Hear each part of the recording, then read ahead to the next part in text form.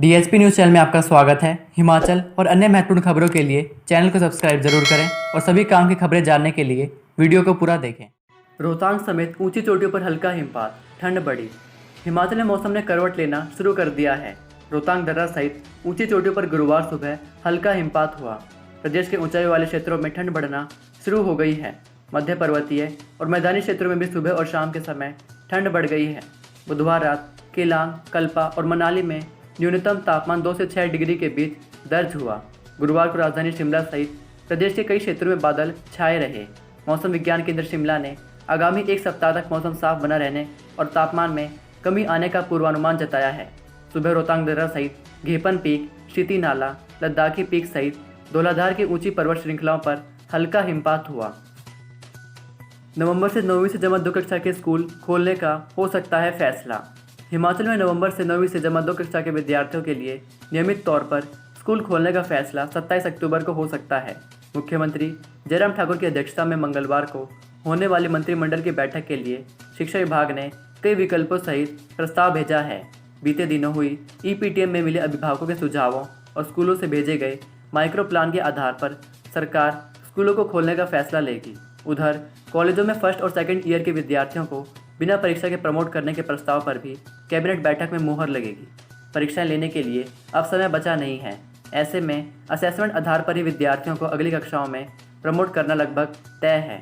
Cabinet बैठक के लिए शिक्षा विभाग ने स्कूल खोलने के लिए कई विकल्प बनाकर सरकार को प्रस्ताव भेजा है। पहले विकल्प के तहत बोर्ड कक्षाओं 10वीं और जमा 2 कक्षा के विद्यार्थियों को नवंबर से स्कूल बुलाने की बात कही गई है। कांग्रेस विधायक रामलाल ने कीरतपुर नैरचौक 4 लेन में करोड़ों की गड़बड़ी का आरोप लगाया है। उन्होंने कहा कि इंटरनल ऑडिट में बात सामने आई है कि इस परियोजना में करोड़ों की गड़बड़ी हुई है।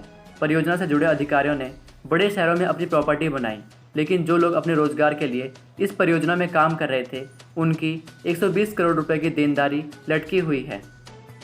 जेपी नड्डा ने दिल्ली से किया हिमाचल भाजपा के 6 जिला कार्यालयों का शिलान्यास। भाजपा के राष्ट्रीय अध्यक्ष जगत प्रकाश नड्डा ने गुरुवार को दिल्ली से वर्चुअल माध्यम से भाजपा के 6 संगठनात्मक जिलों नूरपुर, कांगड़ा, देहरा, पालमपुर, सुंदरनगर और कुल्लू के जिला कार्यालयों की आधारशिला रखी। प्रदेश सरकार में ग्रामीण विकास एवं पंचायतीराज मंत्री वीरेंद्र कंवर ने दिल्ली राष्ट्रीय कार्यालय में मुख्य अतिथि जगत प्रकाश नड्डा का स्वागत किया। इस अवसर पर मुख्यमंत्री जयराम ठाकुर, पूर्व मुख्यमंत्री प्रेम कुमार धूमल, शांता कुमार और भवन निर्माण समिति के संयोजक सतपाल सिंह सत्ती वर्चुअल माध्यम से इस कार्यक्रम से जुड़े। 4 सॉल्वरों को भेजा था प्रश्न पत्र। एसआईटी ने आयोग से तलब किया परीक्षा रिकॉर्ड। कंडक्टर भर्ती की लिखित परीक्षा का प्रश्न पत्र व्हाट्सएप से बाहर भेजने के मामले की जांच कर रही एसआईटी ने कर्मचारी चयन आयोग हमीरपुर से परीक्षा संबंधी सभी रिकॉर्ड तलब कर लिया है। वहीं पूछताछ में खुलासा हुआ है कि मुख्य आरोपी अभ्यर्थी मनोज ने 2 दोस्त सॉल्वरों को प्रश्न पत्र व्हाट्सएप पर भेजा था। 2 दोस्तों ने आगे 2 और सॉल्वरों को पेपर भेजा था, यानी मनोज के अलावा आगे कुल 4 युवकों को पेपर व्हाट्सएप के जरिए गया था। आरोपियों में एक एचआरटीसी कंडक्टर और दूसरा रेलवे का को पायलट भी शामिल है। 15 सूत्रीय जानकारी के साथ विभागों को भेजना होगा भर्ती प्रस्ताव।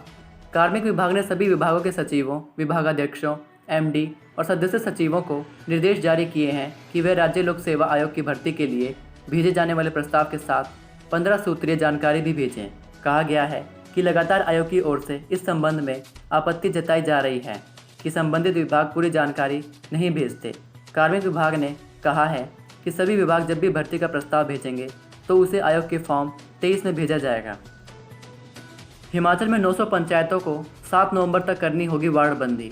हिमाचल चुनाव आयोग ने राज्य की 900 पंचायतों को 7 नवंबर तक वार्डबंदी करने के फरमान जारी किए हैं। इस संबंध में बुधवार को आयोग ने जिलों के उपायुक्तों को आदेश जारी किए हैं।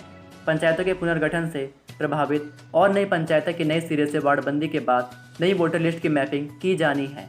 चुनाव आयोग ने 900 पंचायतों की वार्डबंदी और वोटर लिस्टों की मैपिंग का काम 7 नवंबर तक करने को कह दिया है। इन पंचायतों में कितने वार्ड बने हैं और किस पंचायत में कितने वोटर हैं। नर्सिंग कॉलेजों, स्कूलों को विकसित करना होगा आधारभूत ढांचा, नहीं तो मान्यता रद्द। हिमाचल में अब नर्सिंग कॉलेजों और स्कूलों को आधारभूत ढांचा विकसित करना होगा। ऐसा न करने पर संस्थान की मान्यता को रद्द कर दिया जाएगा। निजी नर्सिंग कॉलेज की छात्राएं अब मेडिकल कॉलेज में प्रैक्टिकल और परीक्षण लेने नहीं आ सकेंगी। इसके लिए प्रबंधन को खुद टीचिंग फैकल्टी के अलावा अन्य व्यवस्था करनी पड़ेगी। सरकार ने कैबिनेट की मंजूरी के बाद इसकी अधिसूचना जारी कर दी है। पैरापीट से टकराई कार, हादसे में युवक की मौत। कुल्लू मनाली नेशनल हाईवे 3 पर वैष्णो माता मंदिर के पास एक कार अनियंत्रित होकर पैरापीट से टकरा गई, जिसमें एक युवक की मौत हो गई है, जबकि 3 लोग गंभीर रूप से घायल हुए हैं। घायलों को उपचार के लिए कुल्लू अस्पताल लाया गया, जहां पर 2 का उपचार चल रहा है, जबकि तीसरे को आईजीएमसी शिमला रेफर किया गया है। कार कुल्लू से मनाली की तरफ जा रही थी। युवती को बचाने ब्यास में कूदी छोटी बहन की भी मौत। भुंतर के पास बड़ी बहन को बचाने ब्यास में कूदी छोटी बहन की भी मौत हो गई है। वीरवार सुबह इसका शव शारदाबाई के पास मिला। बड़ी बहन की बुधवार रात को मौत हो गई थी। पुलिस ने दोनों शवों को पोस्टमार्टम करवाकर परिजन को सौंप दिए हैं। बुधवार रात दोनों बहनें शौच करने ब्यास किनारे गई थी। इसी दौरान बड़ी बहन 22 वर्षीय अंजलि का पाँव फिसल गया और वह ब्यास नदी में जा गिरी। छोटी बहन 17 वर्षीय अनु ने बहन को बचाने के लिए नदी में कूद गई और ब्यास के तेज बहाव में बह गई। रात को स्थानीय लोगों ने तलाश करने पर अंजलि को कुछ ही दूरी पर तलाश किया और गंभीर हालत में उसे कुल्लू अस्पताल लाया गया, जहां उसकी मौत हो गई, जबकि छोटी बहन लापता चल रही थी और बाद में उसे भी मृत पाया गया। ई संवाद ऐप में किन्नौर से शुरू हुआ विद्यार्थियों का पंजीकरण। ई संवाद एप्लीकेशन पर किन्नौर से विद्यार्थियों का पंजीकरण शुरू कर दिया गया है। वीरवार को पायलट आधार पर किन्नौर में 9वीं से 12वीं कक्षा के विद्यार्थियों के पंजीकरण से इसकी शुरुआत हुई। 11 जिलों में भी अभिभावकों के मोबाइल फ़ोन नंबर एकत्र करने का काम शुरू कर दिया जाएगा। 15 अक्टूबर को शिक्षा मंत्री गोविंद सिंह ठाकुर ने ई संवाद ऐप को उच्च कक्षाओं के लिए लॉन्च किया था। अवैध खनन के लिए जाली माइनिंग फार्म बनाने का भंडाफोड़, एक गिरफ्तार। अवैध खनन पर हो रही पुलिस कार्रवाई से बचने के लिए जाली माइनिंग फार्म बनाने का भंडाफोड़ हुआ है।